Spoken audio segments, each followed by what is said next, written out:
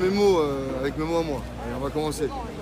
On arrive dans une toute petite salle qui fait à peine 30 mètres carrés. Ouais. Il y a déjà plein de monde, tout le monde parle. Le juge arrive, il explique comment vont se passer les plaidoiries, que c'est un juge unique.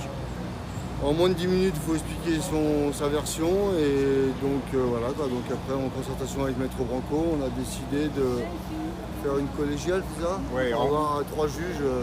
Le juge est arrivé en gros en nous expliquant on n'a pas le temps de vous écouter, on reçoit 20 000 pages par an de conclusions, donc là c'est pas nécessaire de raconter des histoires. C'est pas l'objectif, c'est une procédure écrite. Et puis de toute façon, il y avait pas le rapporteur ne pouvait pas être là, donc ce ne sera pas 3 juges comme c'était exigé, ça n'en sera qu'un seul. Donc déjà on voit ça, et après il prend une première audience, les avocats s'approchent, ils commencent à discuter entre eux dans un brouhaha incroyable, donc une audience publique, hein, théoriquement on est censé, chacun doit savoir de quoi il s'agit. Et on voit qu'en fait ça commence à s'organiser comme ça, et on était là, mais attendez, on se fiche de nous là, Et il commence à invoquer le manque de moyens de la justice en disant bah voilà, on est en France, c'est comme ça aujourd'hui, etc. Et nous on a dit que c'était pas possible, qu'on exigeait ce qui était de droit et ce qui était prévu, c'est-à-dire qu'il y ait 3 juges, et qu'à partir de là, avec cette collégiale, pour avoir cette collégiale, nous dire bon bah on renvoie, tant pis, ils commencent à chercher une date, le logiciel bug, ils n'arrivent pas à trouver de date. Non mais c'est vraiment, ça dit quelque chose de l'état de ce pays. Aujourd'hui ils ont dit bon bah on vous enverra la date, vous pouvez y aller et on passera à la suite. Donc entre eux, et il avait dit de toute façon, et il me rajoute, non mais de toute façon ça sera 10 minutes quand même, hein, vous croyez quoi? Et on est là, bah, attendez, on verra. C'est devenu politique? Non, c'est même pas ça, je pense que c'est vraiment ce qu'on est en train de vivre là. Ouais. Comme c'était pas une affaire dont ils avaient identifié que c'était une affaire importante, ouais. On était traité comme n'importe quel justiciable. Et en fait, la réalité de la justice aujourd'hui, c'est ça, pour tous les Français, ça fait 3 ans que cette procédure a commencé. 3 ans que cette procédure a commencé. Et là, on va avoir une audience, pas la décision, une audience en septembre. C'est-à-dire que la décision, ce sera probablement en 2024, 4 ans après qu'elle ait commencé.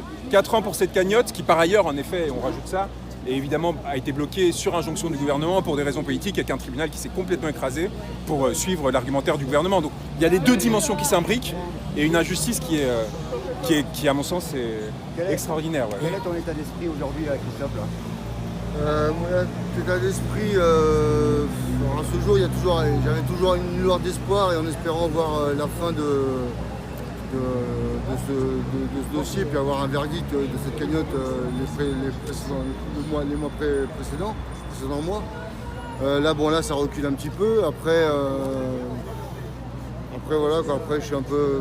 Voilà, je parlais d'état d'esprit au niveau familial aussi également. Je suis un peu dépité aujourd'hui de tout ce que je vois, de cette justice, de notre pays, et après, l'état d'esprit, non, familial, bon, ça va. Ouais, un mot, Christophe, pour les Gilets jaunes qui poursuivent le combat contre la République oligarchique.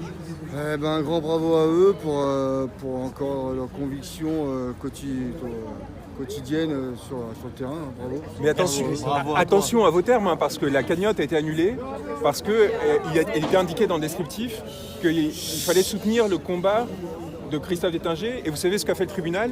Il a décidé d'interpréter littéralement ces termes, c'est-à-dire ils ont prétendu que cette cagnotte servait à financer des combats contre les forces de l'ordre. Qu'en gros, on allait organiser des combats de boxe contre les forces de l'ordre avec Christophe. Je vous promets que c'est le fondement de l'argumentaire en première instance. Alors que évidemment, c'est au sens symbolique. C'est évidemment l'accompagner dans une situation difficile.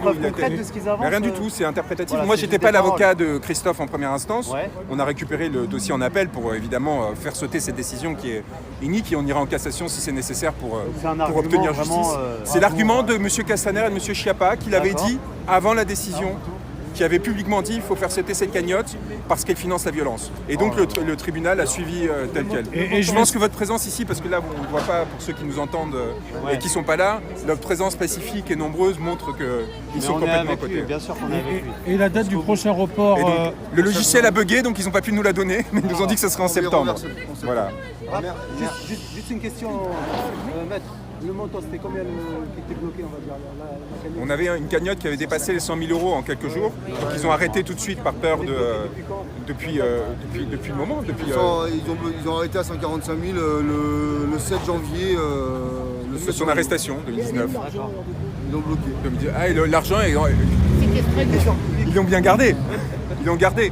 Donc l'idée, évidemment, c'est de rendre cet argent à ceux qui l'ont donné ou aux Gilets jaunes et à Christophe pour qu'il puisse payer les personnes qui l'ont accompagné pendant cette période. Il y a 4 ans, cette cagnotte, indirectement, je n'attendais pas dessus.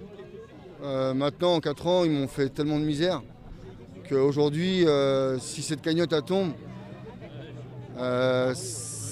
avec tout ce que je dois encore et ce que j'ai déjà payé, on va dire, ça me remettrait un petit peu d'afflot. Donc aujourd'hui, ouais, c'est sûr que ce sera un second souffle pour moi. Quand j'ai eu le début de l'affaire, donc j'ai eu les avocats qui sont venus à moi, Laurence Léger, Maître Leclerc. Voilà. À ce jour, je dois les rémunérer, je dois leur payer ce que leur dû. Maintenant, moi, j'ai toujours précisé à ces avocats que si la cagnotte ne tombe pas, je n'avais pas les moyens de les payer. Donc ça a toujours été la cagnotte, la cagnotte, la cagnotte. Jusqu'à maintenant, la cagnotte, je ne l'ai pas eue. Maintenant, les factures sont quand même tombées. Et à ce jour, je suis passé au mois de mai au bâtonnier, j'ai perdu. Donc je dois régler Laurence Léger et Maître Leclerc. Je dois leur faire une avance de 1 500 € chacun, donc 3 000 €. Je voulais faire un crédit pour pouvoir les payer, pour être tranquille. Et à ce jour, je suis bloqué de tous les organismes de crédit de France parce qu'il y a une demande anonyme sur mon cas à la Banque de France qui diffuse à tous les organismes français de France pour pas que je puisse faire de crédit. Voilà. Donc ils me bloquent indirectement, ils me bloquent financièrement, ils me bloquent surtout. Voilà.